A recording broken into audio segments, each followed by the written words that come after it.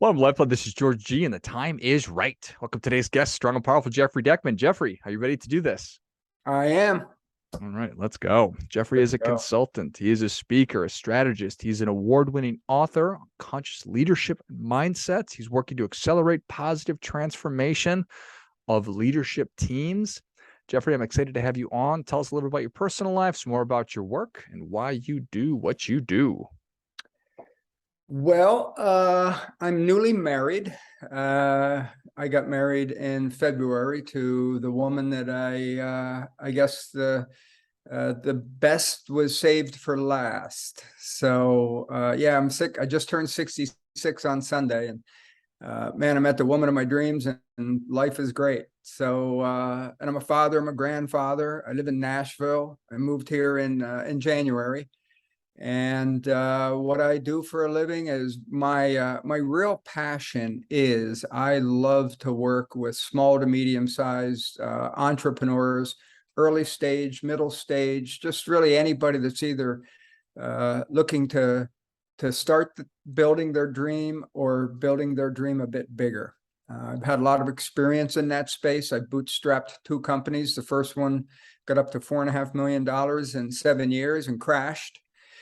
And there I was, 30 years old, with a wife and a daughter and a son on the way and a new house. And my company went under. And I stood there at an auction. They auctioned my car. They auctioned my furniture in my office. And I didn't have personal bankruptcy, but so on the other side of that, I had a decision, get a job. And I was well known in my industry. I could have done that or start a new company. And I just had this or this sense that I wasn't done yet. It didn't make any sense to my mind, but in my heart, I was just like, I'm not done yet.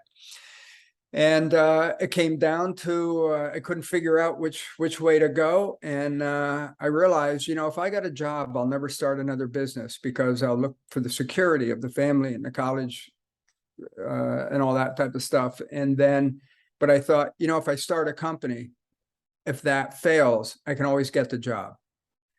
It's going to hurt if I lose another one. And I had $17,000 I had tucked away. So I decided to roll the dice and bet on myself again. And it was the best decision I ever made. I took that company that almost went under about 3 or 4 times in the first 9 years, but I ended up getting that up and going. We were in the technology space. And I sold it a week before its 21st birthday to my management team. And just last week, I went back to Rhode Island, which is where I built that. And I went back and I visited all my ex-partners, and the company is still doing well. Everybody's doing great. And I'm really proud that what I did has been in business since 1987. So just about 34 years. And entrepreneurship matters. Not only does it give me the freedom to determine how I spend my time, but there are a lot of people who started careers there, built careers, bought homes, got married, raised kids, bought cars, all because we created that entity. We created that company and we treated it well. We had a good culture, and that company has served scores of people. And it's it was really cool. So 17 years ago, I decided to leave that company. I had built it to the degree I thought I could. And I really wanted to go out and start serving other people who were going through my journey and help them to get through it easier than I did, maybe a little bit quicker than I did, with a lot less stress, anxiety, and uncertainty. So I admire entrepreneurs. I love their spirit, and we don't get nearly enough support. There are those who go out and get $25 million to start a company, and they're fine. That's just not my space. So that's what I do, and that's why I do it. I coach, I consult, I roll up my sleeves and help people figure out what's going on in an organization, and I teach what I know. I'm not the type of consultant where I see the issue, go away, write a report, and give it to you and hope you do well. That is so boring to me. I love to build things, and I love to work with people who are exciting, committed folks. So that's what I've been doing for 17 years, and it's the best decision I ever made. I'm so glad I didn't take that job back in 1987. No kidding, right? I think that's awesome, and congratulations on lots of change. moving to Nashville, on getting married, and certainly turning a year older is an accomplishment in and of itself. How do you think about change and uncertainty today? Do you have anxiety and fear still, or have you conquered that? Is that possible? I think anybody who says they've conquered fear, all they've done is they've numbed themselves. Hmm. They've killed off a part of themselves. So I'm not interested in conquering fear. I'm interested in domesticating it and getting it to work for me. And I don't want fear is like a big plow horse. I mean, it can just take off and tear up your fields. But if you learn how to deal with it, it'll plow your fields. And so no, I still get fear and I get uncertainty and I get, really in some challenging spaces. But, we were talking a little bit offline and I said that, to me, entrepreneurialism is one of the greatest spiritual journeys one can ever take because of it's a journey of self-awareness, challenge, and accomplishment. So what I do is I really focus on helping people to, I've got a process I work with, and it's a process that helps people go through transformation. And organizations right now, because of all the changes that are happening, we can't just go in and tweak around the edges of our organizations. We're in a post-industrial age. Command and control, top-down leadership models and mindsets and methods just don't work anymore. So for the last 17 years, 3 of which I was in a think tank, partner in a think tank, I've been looking at what are the new models that we need to employ and deploy so that we can shift from that command and control over to this new way. What is the new way? And what is a new way that will allow you to loosen up without losing accountability? So my process, when I look at transformation, there's 3 things that are required to achieve transformation: a new mindset, in other words, a new way of seeing yourself in the world and new things that you want to accomplish, new models, which are new ways of processes you put in place that reflect the mindset, and then new methods. And these are things that you do on a day-to-day basis that work within the new model and manifest the mindset. To me, change is not enough today, because change to me is making adjustments to an existing model. And because we're in this new information age, which is so vastly different than the industrial age, everything is networked. Hardly anything is siloed. The level of consciousness of the worker and of the individual themselves is much higher than it used to be. People don't want to be told what to do without having some input. That really shatters the old leadership mindset and models. So we have to come up with leadership models that focus on communication, collaboration, and facilitation. That's the new mindset of the modern leader. And we need to view our organizations not as org charts. Org charts are okay, but that's just like a skin on an organization. Organizations are a tribe of tribes. Human beings are tribes. From the time we've been able to stand upright, we have formed tribes, and those tribes use communication, collaboration, and cooperation in order to evolve. And look at what we've evolved to over 50,000 years. So what's happened is the old mechanized, the industrial age way of thinking about organization made everything a machine. If you look at an org chart, it looks like Henry Ford's assembly line, and people are in silos, but that's not how people naturally communicate. So the most important thing we have in our industry, in our businesses today, is not financial capital, it's our human capital. Human capital, money doesn't make money, people do. Money doesn't lose money, people do. So what I learned is, because I've never had enough financial capital to fund what I wanted to do, but I always had human capital around me, and I really learned to maximize that. Because if you do a good job with maximizing your human capital, and you know what you're doing for a living, the financial capital is going to show up. Financial capital is a lagging indicator of human capital. So all the work that I do is designed to help people to get out of that org chart, top down and command and control, which only gives people, there's only 3 out of every 10 people in organizations that are engaged in the work. That's a Gallup study. Every year it shows the same stats. That's ridiculous. Imagine a baseball manager that could only get 3 people out on the field, lose every game, and he'd get fired. But it's been like that for so long that we accept it and we think it's good numbers if we can get 4 to play. Well, those numbers are so low because that model doesn't work. It's an unnatural model. So what I do is I teach people how to view their organizations as tribes, how to understand tribal dynamics, turn teams into knowledge networks, and have healthy cultures that everybody can come in and work with. And it's not the Google culture of, pinball players in rec rooms necessarily, and everybody hugging each other. This is about a healthy culture that fits within the organization itself and whatever feels right for them. I love it. And I think I remember the first time I read about that statistic about how so few of us are engaged and many are disengaged in our work, and this idea that 3 out of 10 are engaged is pretty preposterous and awful. In an ideal world, we would start a company using these principles that you've been talking about, a mindset, new models, and new methods, but that's tricky, and then it's hard to steer a battleship. I can't all of a sudden go into Ford Motor Company and do this easily. What is that sweet spot? Where is it? When is it? You can do it at any, I've found you can do it at any stage.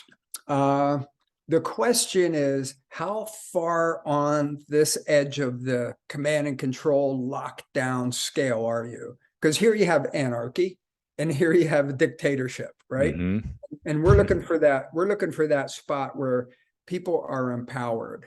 What made this country great is it created a culture and a constitution that empowered people. And boom, look what happened, right? In 300 years, we covered more ground than we did in 50,000 years before. So you take those same principles and you put them into a country, and you have to, or a company. So what that means is you have to empower people.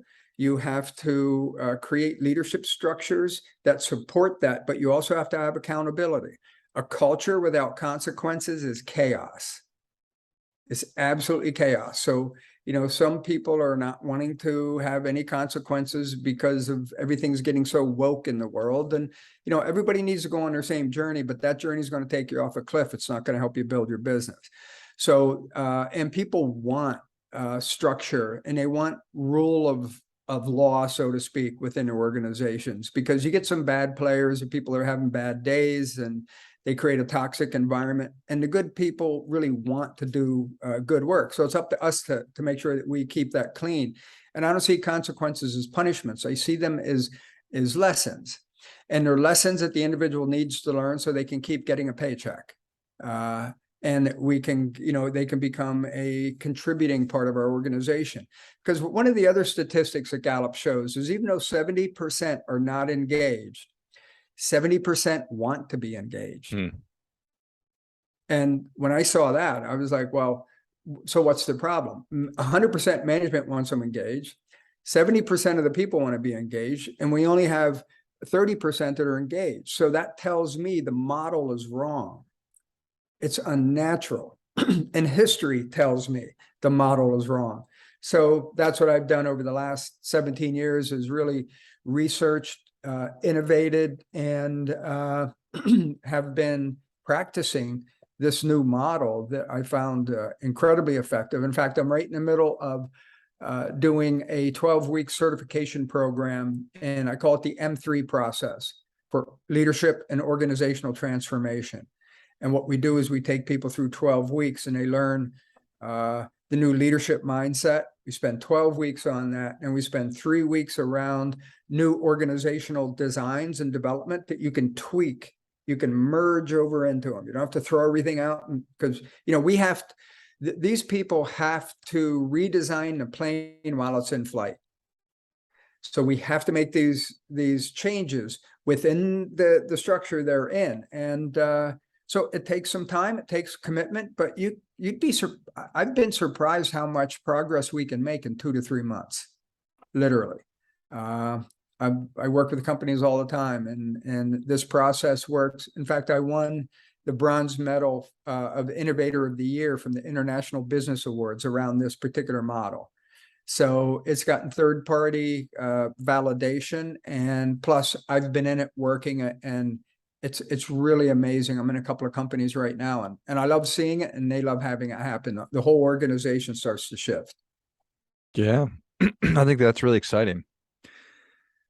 You said a lot of things that I think are really important. Probably the number one is that you've got 70% of people who are not engaged, but most of those people want to be engaged. We want to do good work. We want to feel like we're a part of something and doing something that's important. I don't want to just zone out at my cubicle. And I was curious about how long this process will take because we have finite resources of time, attention, and money. So 2 to 3 months to have an impact and to move some of Yeah. those 70% to from disengaged to engaged. That's a worthwhile investment. Well, yeah. And you know what happens is people are sitting there and they might be kind of in that Eeyore space, they show up and here we go, we're grinding. But if you can get the management team to really embrace this thinking, which as long as they're not like total control freaks, because management's exhausted by this too, because they have to do all the thinking, they have to do all the work, they're wrestling with the people instead of, having the people work with them, because they make their decisions and then they tell the people, and the people are like, what? Now what am I changing? So I tell people, if you have to get I tell leaders, if you have to get buy-in from your team, you brought them into the discussion too late. Like, bring people in. If you're going to do something that affects their job, bring them into it and say, hey, look, this is what I'm thinking about. This is why. And engage them in a conversation, because they're absolutely going to have things they can contribute. And you will get co-designers, and the shift will happen more quickly. Because otherwise you spend a month planning, you spend a month telling them, and you spend a month wrestling with them, trying to get them to do what's in their best interest in your mind. And you could collapse that literally at least in half by bringing them in. And then on the other side of it, if they help build it, they're going to look to protect it. So management becomes easier. And it amazes me how well this stuff works, because it's just natural to us. We want to do good work. We want to be good environments. We want to be competitive. We want to feel successful. So let's take advantage of that and just build some systems and models that take advantage of that engine that's sitting there just wanting to blow out of the driveway. So that's what I do, and it works, and it's a lot of fun. People like it right off the bat, and then they start cooperating. But the thing is, if you're going to go in that direction, you have to commit. Because if you get them all excited and then you decide you want to go back to command and control, you will have made things worse, because you gave them hope and took it away, and now they're going to resent you. So, but if you want it, you can do it. And it takes a while. Some people get on early, some people get on late, some people don't get on. So they either move up or they get to work for somebody else.